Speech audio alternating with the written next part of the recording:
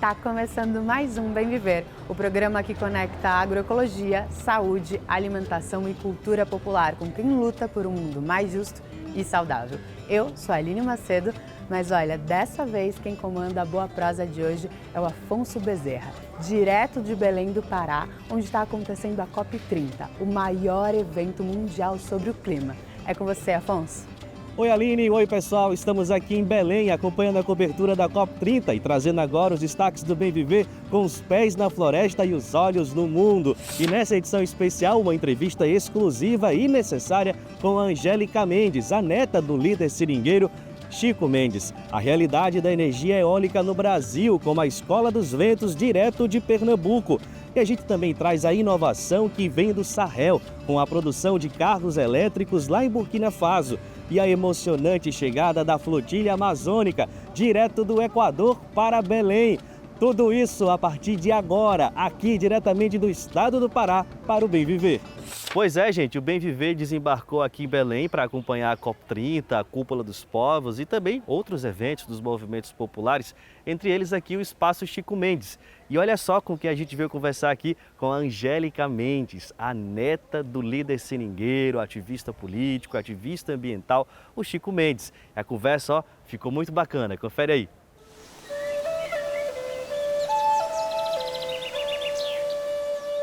Angélica, obrigado por ter topado conversar aqui com a gente. Prazer é meu.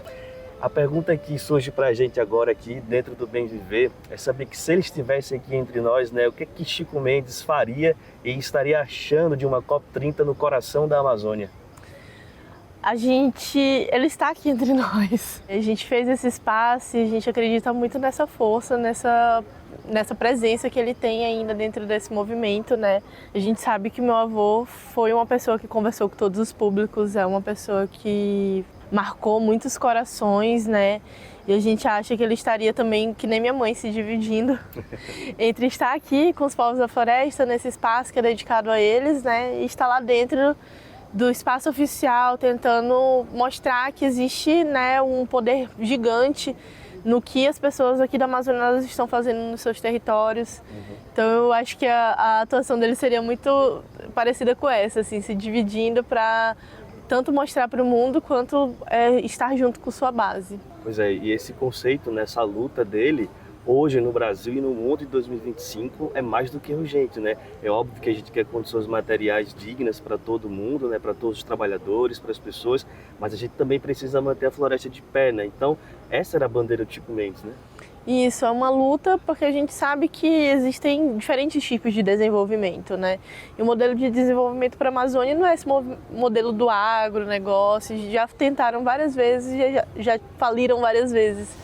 Então a gente precisa pensar fora da caixinha, entender que existe uma diversidade, que não é uma escala, mas sim uma diversidade. São vários nichos, né, de produções, de produtos que existem na Amazônia que fazem um papel muito grande para essas comunidades e que, se bem investidos, não só no sentido financeiro, mas no sentido de investir mesmo para melhorar e para eles acessarem outros espaços, a gente pode ter aí uma economia girando de uma forma forte também. Né? Até mais do que outros modelos que o recurso fica preso somente em poucas pessoas. E como é que vocês associam um pouco esse espaço de memória, relembrar essas lideranças do passado, mas também como é que está a formação das novas lideranças, né? A juventude está se engajando, está se envolvendo nessa luta também? Aí tu falou uma coisa que eu tô muito por dentro, viu? Porque o meu avô, ele foi tão visionário que ele deixou uma carta, né? A Carta dos Jovens do Futuro. Nessa carta ele fala que haveria uma revolução mundial que unificaria todos os povos do planeta e essa revolução ela é uma revolução feita pela juventude. Ele fala, atenção jovens do futuro, no começo da carta. Na carta ele fala que em 2120 haveria essa revolução, então em 2020, o centenário dessa revolução. Então em 2020 a gente começa a revolução. E lá em 2020 a gente cria um festival, né, para dar voz a essa carta, para que todos os jovens saibam dessa carta. Mas isso aí já não era um problema, porque a juventude já realmente estava organizada e fazendo a revolução. 2020 a gente já tinha a Greta Thunberg despontando e já tinha os movimentos de juventude brasileira aparecendo mais, porque eles já existiam, né? E eles começam a aparecer mais a partir de 2020, a Chay fazendo o discurso de abertura na ONU em 2021. Então a gente vê aí que a movimentação da juventude tendo protagonismo nesses espaços oficiais, juventude tendo protagonismo e fazendo várias atividades dentro dos seus territórios, se organizando, ela já é uma realidade. Próximo ao Comitê Ecumenes, a gente tem o coletivo Varadouro, que é o coletivo que reúne todos os jovens extrativistas lá do Acre, né? Se a gente for pensar, a gente tem a Aliança dos Povos pelo Clima, que é um coletivo também de juventudes e de mulheres que fazem essa Aliança dos Povos da Floresta no tempo de hoje, né? Que aí tem os povos indígenas, quilombolas, beradeiros, tem, né, segmentos dessas comunidades tradicionais, assim como tinha a Aliança dos Povos da Floresta. Então a gente vê muito mesmo a juventude fazendo esse trabalho e pegando essa luta para si da defesa dos territórios. Que bonito. E a gente está gravando essa entrevista aqui na primeira semana da COP30 aqui em Belém. E queria saber qual é a tua expectativa em torno desse evento, né? Quais são as tuas preocupações, mas também esperança, né, em torno de toda essa mobilização aqui na cidade, porque não tem só a cúpula oficial lá, a conferência oficial, mas tem o povo mobilizado também na cidade. É um evento que traz os movimentos populares para os seus espaços, nas universidades, no teatro, na própria rua, fazendo barqueata. Mas o que é que te preocupa, o que é que te enche de esperança em torno desse evento?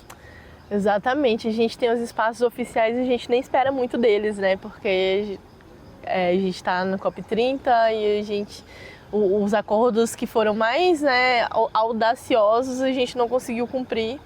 Então, da parte oficial a gente não tem muita expectativa.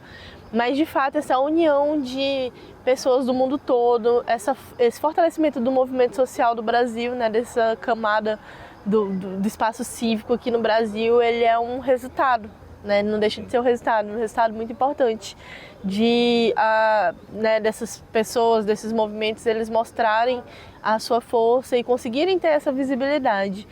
E acho que um outro fato importante é que o governo tem lançado muitas coisas, né, para esse período da COP30.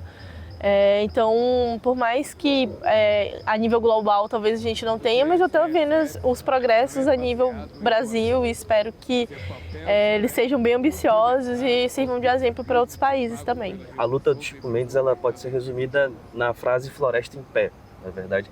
E agora, acho que a COP30 no Brasil ela foi marcada por inúmeros tópicos, né, pontos, e um deles o lançamento do TFF, né, que é esse fundo voltado para a conservação das florestas, mas ele é todo voltado no mecanismo também de mercado, né, por doações, por investimento, não é por doações, e sim por investimentos. O que você acha dessa metodologia e da aplicação desse fundo, né? Ele vai gerar esse resultado esperado? É um fundo de difícil acesso, né? Que mais uma vez ele não vai chegar na ponta, não vai chegar em quem realmente está protegendo a floresta. Isso é uma das pautas que a gente tem trazido também para discussão. A gente precisa que o TFF ele tenha essa governança feita também pelos povos da floresta, né?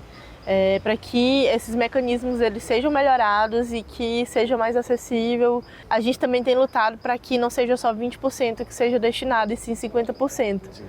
Porque o que acaba acontecendo muitas vezes é que o recurso vem mais para quem está desmatando do que para quem realmente está lá protegendo a floresta. A gente deve ter restauração, mas a gente deve ter mais ainda incentivos para que a floresta permaneça de pé, né?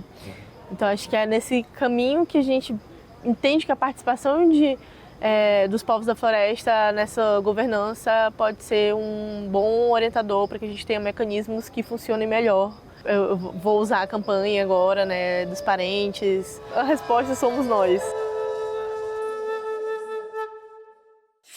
Pois é, gente, o que a Angélica trouxe na nossa entrevista faz todo sentido. Sem assegurar recursos e ouvir a comunidade tradicional, a transição energética no Brasil não avança. É necessário dar atenção às reivindicações das comunidades e dos territórios afetados. E é o que tem feito a Escola dos Ventos, lá na cidade de Caetés, no Agreste de Pernambuco, para garantir justiça climática com os novos projetos de energia renovável. Eu fui até a cidade, ouvi essas histórias e quem traz mais detalhes na locução é o nosso querido Daniel Lamir. Neste quintal, na cidade de Caetés, em Pernambuco, o agricultor Simão Salgado vivia na prática o que chamamos de bem viver. A gente vivia de bem com a vida, com a natureza, ouvindo o canto dos passarinhos e hoje a gente não escuta mais o canto do passarinho, a gente apenas convive com os ruídos dos aerogeradores. Há 10 anos, a chegada das fazendas eólicas alterou a rotina da comunidade e trouxe sérios problemas para o agricultor que precisou abandonar o sítio para morar no centro da cidade. Com 3 dias eu já senti o grande impacto que tinha chegado a nosso sítio, a nossa comunidade. Porque o meu filho disse: papai, estou com 3 noites que não durmo, com esses ruídos, com esses estouros que dá, ele causa grandes estouros. Tem hora que ele assobia, dá pipocos e os ruídos constantes.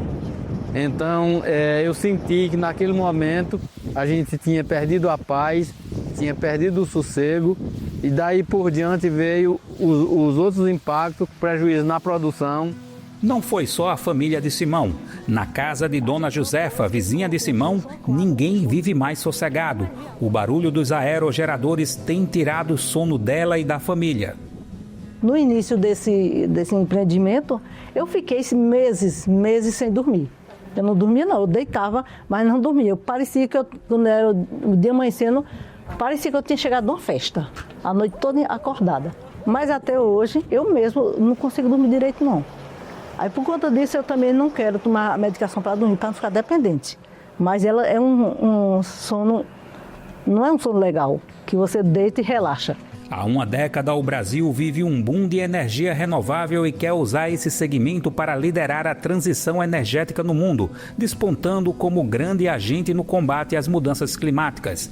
A energia eólica é uma dessas frentes. Segundo dados da Associação Brasileira de Empresas de Energia Eólica, o Brasil é o 6º maior produtor desse tipo de energia no mundo. O país possui mais de 1.000 aerogeradores, atingindo 35 gigawatts em capacidade instalada e em teste. Essa produção de energia seria capaz de suprir a demanda de um estado como Minas Gerais ou Rio de Janeiro.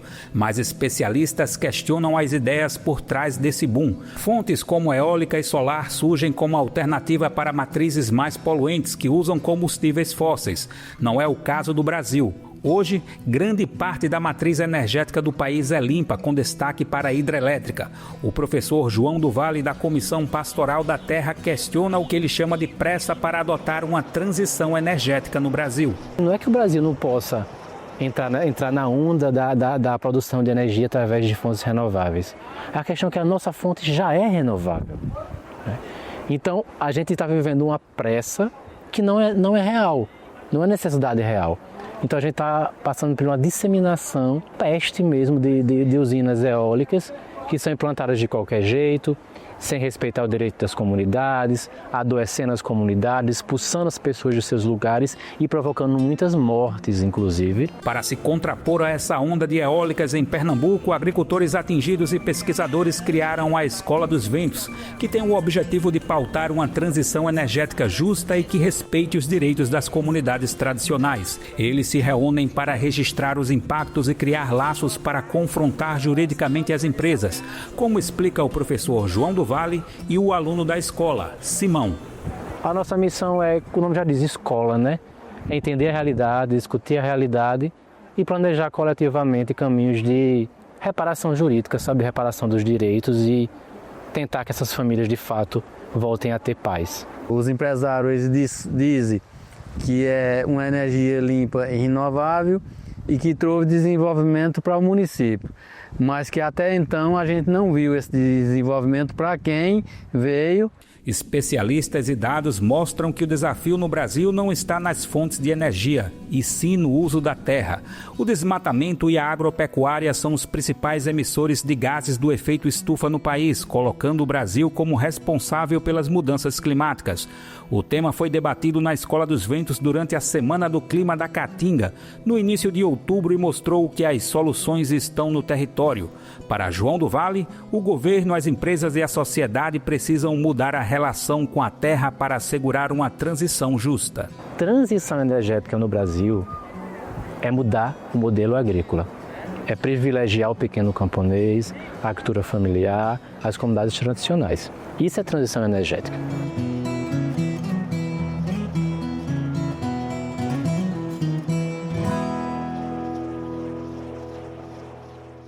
Gente, por falar em transição, um dos assuntos mais comentados na COP30 aqui em Belém é o compromisso dos países em aderir à produção de combustíveis sustentáveis, inclusive com a meta de quadruplicar a produção desses combustíveis. Mas enquanto os países do norte global aí estão falando em metas e mapa do caminho, algumas nações do sul global já têm caminho próprio nesse processo. E é o caso de Burkina Faso, lá no Sahel, que vem inovando com a produção de carros elétricos, apostando aí na tecnologia solar, na formação da juventude e num claro projeto nacional de soberania energética. Quem conta detalhes dessa história é o nosso repórter Pedro Estropaçolas em mais um episódio da nossa série especial sobre Burkina Faso.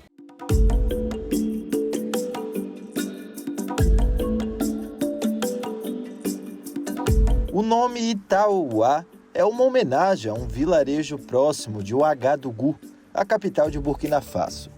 O símbolo do cavalo representa força, prestígio e longevidade. Sob o governo do presidente Ibrahim Traoré, o país do Sahel lançou sua primeira marca de carros elétricos montados em território nacional. A montadora é símbolo de uma revolução industrial e sustentável. Abdulatif Ruamba, o diretor-geral da concessionária, relembra quando começou essa caminhada.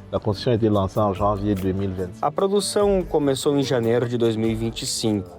Em seguida, começaram a venda dos veículos elétricos Itaouá.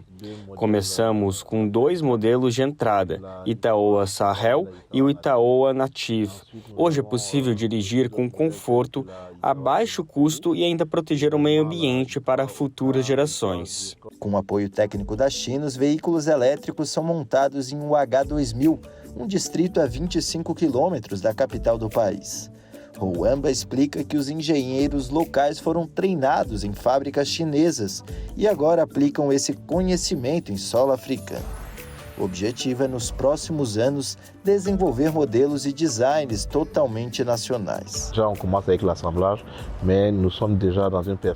No momento, começamos com o processo de montagem, mas já estamos na perspectiva de lançar nossos próprios designers nos próximos anos. Estamos trabalhando em um ambiente de negócios com países como a China e a Rússia, dentro de uma lógica de parceria ganha-ganha. Não é um modelo de colaboração em que somos explorados. Todos ganham sua parte. Também estamos inseridos em um processo de transferência de tecnologia. Por isso, nossos técnicos foram formados lá fora e hoje aplicam o que aprenderam em benefício de Itaouá, de Burkina Faso e, de maneira geral, da África.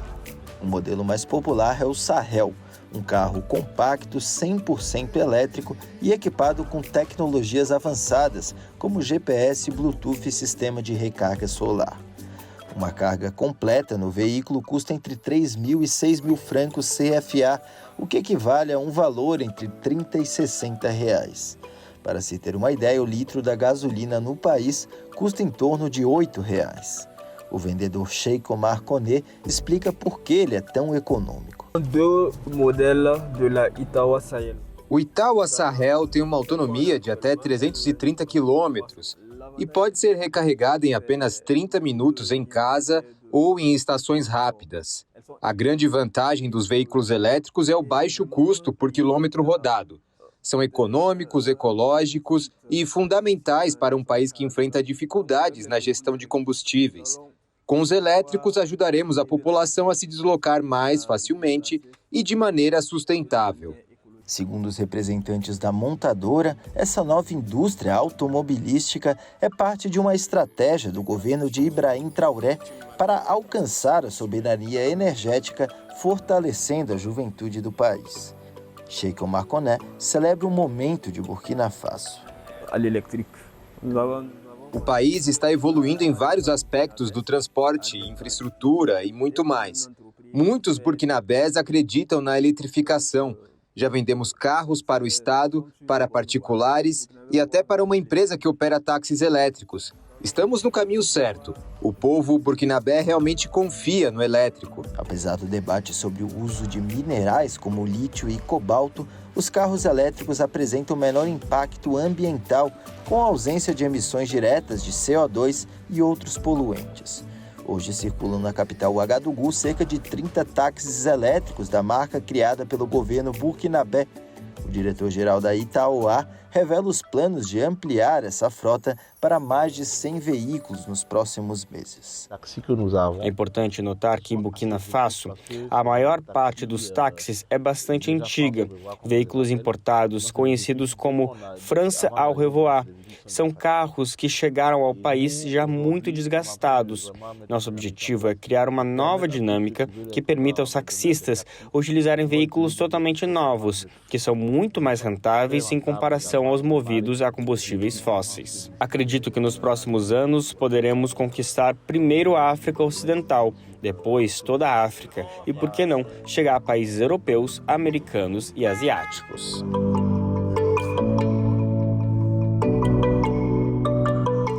Gente, se tem uma imagem de resistência popular nessa COP30, é da flotilha Yakomama, que cruzou aí quase 3.000 quilômetros pelos rios amazônicos com dezenas de lideranças indígenas. A embarcação saiu lá do Equador e veio parar aqui em Belém, no estado do Pará.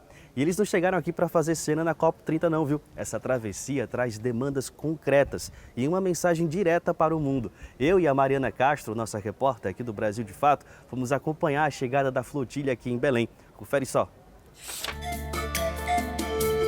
A flotilha Yakomama desembarcou em Belém do Pará no dia 9 de novembro, trazendo uma mensagem urgente para a COP30. Precisamos da participação de todas as pessoas para deter a mudança climática. A embarcação, com mais de 60 lideranças indígenas e ativistas ambientais, partiu de Coca, no Equador, e navegou por cerca de um mês pelos rios amazônicos. Ao longo da viagem, o grupo coletou relatos de comunidades sobre problemas de acesso à água, mineração ilegal, exploração de petróleo e violência contra as populações. O peruano Pablo Inuma Flores, do povo Inhê, e presidente da Federação Nativa do Rio Madre de Dios e Afluentes, a FENAMAT, pretende pautar na COP30 os direitos dos povos isolados. Nesta COP, venho com o objetivo de pedir que se respeitem os territórios dos povos indígenas, que sejam garantidos os direitos coletivos dos irmãos que se encontram em isolamento ou contato inicial, que eu seja o representante desses povos que estão isolados e nós, como organizações, viemos nessa oportunidade fazer com que escutem suas necessidades e que o Estado peruano, mais do que tudo, respeite seus direitos e proteja seus territórios, sem promover atividades extrativistas dentro dos territórios. A flotilha Yakomama foi uma jornada de mais de 3.000 quilômetros pelos rios da vida. Tudo começou com um ritual simbólico no glaciar Cayambe, no Equador, a 4.600 metros de altitude, de onde brotam as águas que alimentam toda a bacia. Foi dessas néveis sagradas que a expedição, liderada por povos indígenas, comunidades locais, mulheres e jovens, partiu rumo à COP30 para dar visibilidade às lutas e soluções dos povos diante da crise climática. Emerson Grepa, liderança indígena do Equador, destaca a importância de testemunhar a realidade dos territórios. O objetivo dessa flotilha foi ver a realidade dos territórios amazônicos e o que estão fazendo as empresas petroleiras e de mineração ilegal. Agora eu vejo com meus próprios olhos em todos os povos da América que estão destruindo, matando a floresta, os rios, as empresas extrativistas. Nós, como jovens, sempre vamos estar firmes defendendo o território para que não destruam mais. Agora eu vou compartilhar o conhecimento que aprendi com os povos de diferentes nacionalidades. E entre jovens, vamos atuar junto com as nossas vozes para dizer que a Amazônia não é um recurso. A Amazônia é vida. O grupo pretende influenciar os debates da COP30, garantindo a participação plena e com poder de decisão dos povos indígenas. O objetivo é evitar a criação de novas zonas de sacrifício e integrar a proteção das florestas e de seus guardiões em todas as políticas climáticas, como explica a jovem indígena Deja Guangari, do Equador. Viemos nessa flotilha porque essa é a primeira COP realizada em um território indígena latino-americano. Nosso objetivo é que as discussões sobre mudança climática, transição energética e redução dos combustíveis fósseis levem em consideração as decisões que trazemos enquanto povos. Nós também temos alternativas a apresentar e que nessas mesas de diálogo não se ouça somente os governos, mas também os povos. Entre os participantes, o cacique Gilberto Iaparra, do povo Yapalicu, no Amapá, representa o Brasil. Ele relata como se impressionou com os impactos da mineração nos países visitados. A gente vê garimpo, mineração da aldeia, nossa, tem muita questão internacional, mas é a mesma dor que eles sentem, nós sentimos também. Então, com isso, tem uma voz que nós estamos trazendo da COP. De mãos dadas, as lideranças indígenas de diversos países saudaram a floresta e os mártires defensores do meio ambiente. O ativista Léo Cerda, do Equador, marcou a chegada do grupo à sede da COP30. Nós, como povos indígenas, defendemos a natureza, defendemos os territórios, defendemos nossas águas e nossos rios, porque dependemos dos ecossistemas e somos parte dos ecossistemas. E para nós é muito importante estar aqui para que não retirem os direitos da natureza da nossa Constituição, porque temos que lutar até o último minuto para manter nossos ecossistemas sadios, porque a natureza também adoece, também sofre, e se sofre a natureza, nós também sofremos.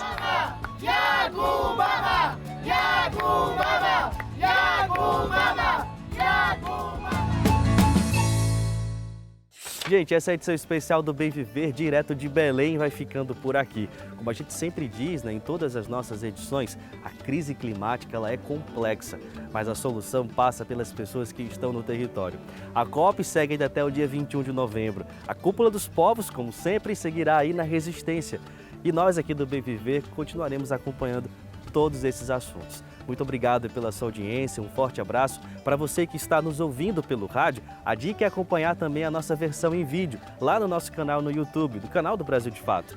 Já você que está nos assistindo, a dica é acompanhar o Conversa Bem Viver, nosso podcast com entrevistas exclusivas e maravilhosas, é imperdível, tá bom? Um grande abraço para você, muito obrigado pela audiência. A nossa querida Aline Macedo volta na semana que vem. Um abraço direto de Belém e até a próxima. Tchau, tchau.